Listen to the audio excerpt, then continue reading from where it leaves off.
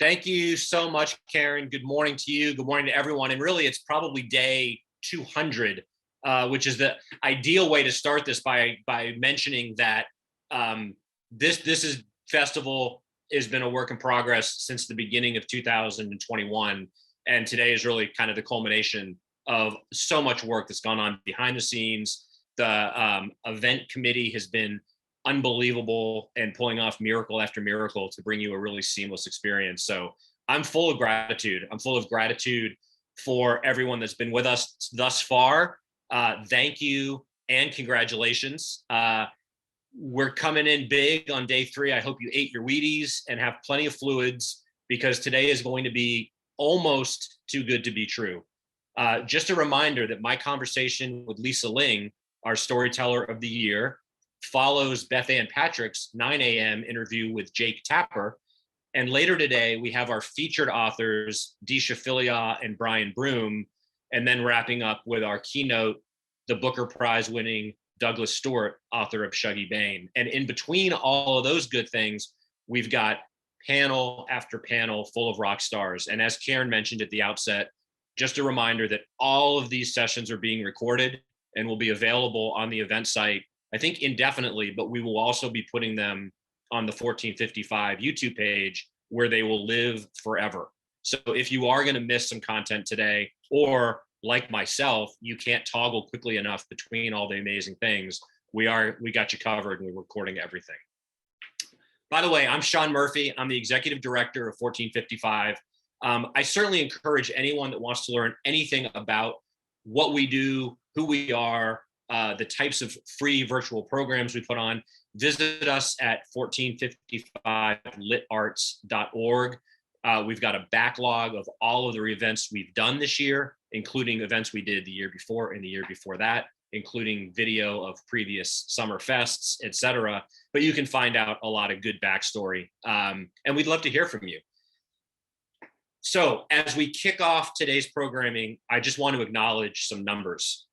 We were thrilled in 2019, which is amazing to me that was really 2 years ago. In COVID time, that's probably 3,000 years ago. But in our first festival, which was live, we had 20 panels and 50 speakers, which was a Herculean task even then, of pulling that together and pulling together an event we were super proud of in terms of bringing so many different diverse voices. Last year we went virtual, and we doubled that with 50 panels and over 100 speakers. This year we're bringing 76 panels and over 200 speakers. It's been an incredible ride, and with your participation and support, helping us spread the good news via word of mouth, we'll keep it up indefinitely. And that includes our free year-round programming, which includes our monthly author event, the 1455 interview series, our workshop series, and our bi-monthly magazine, Movable Type. We've endeavored to make the 1455 Summerfest neither a strictly literary or book-related event. We call it, accurately, I believe, a celebration of storytelling. And once you start thinking about storytelling, you realize it covers everything from art to business to politics.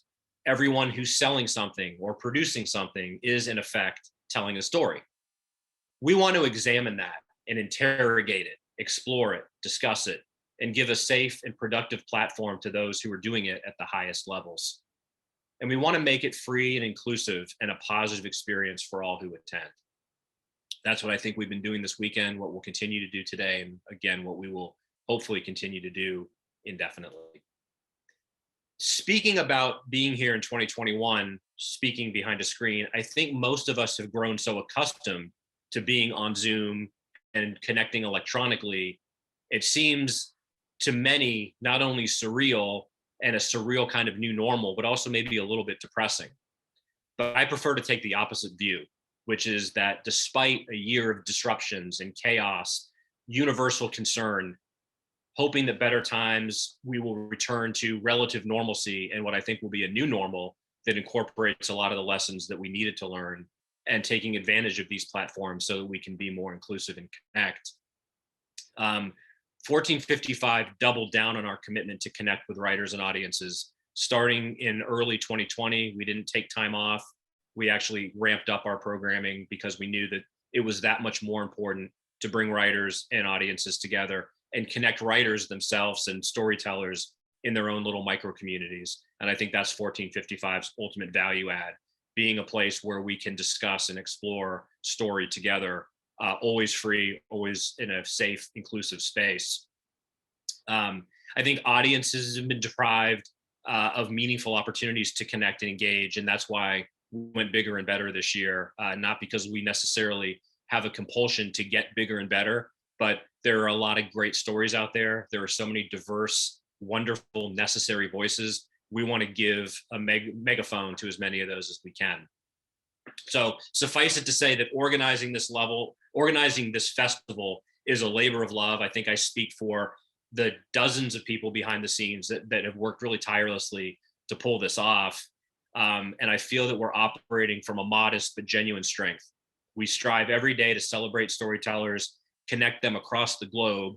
Indeed, our primary goal is simply, like I just said, ensuring that as many storytellers as possible have an opportunity to be recognized and appreciated, and that kindred spirits can and do find each other. So I will propose something obvious, but I think worth reiterating. One of the undeniable takeaways from this pandemic is that we should never assume the things we enjoy are invulnerable, and that the ways we interact in person or in print or online are all under various kinds of assaults. And the promotion of equality and justice are not universally shared aspirations. As such, while 1455 is not political in any deliberate sense, we are unequivocally dedicated to advocating for inclusion, diversity, and using our humble but growing platform to provide a safe space for those whose stories have been silenced. We prefer to provide opportunities for those who might get lost in the shifting tides of literary trends and the winner-take-all philosophy of commercial publishing. I also am an incorrigibly optimistic former technology analyst. I choose to emphasize the myriad ways that all these toys and gadgets afford opportunities for inclusivity, and they provide and promote content for free that only 10 or 20 years ago would have seemed like something out of science fiction, just completely unimaginable. So I have a very keen awareness of the disparities that innovation perpetuates and how much suffering enables these opportunities for first world citizens. And all we can do is expose and contest a system that profits from pain and inequity.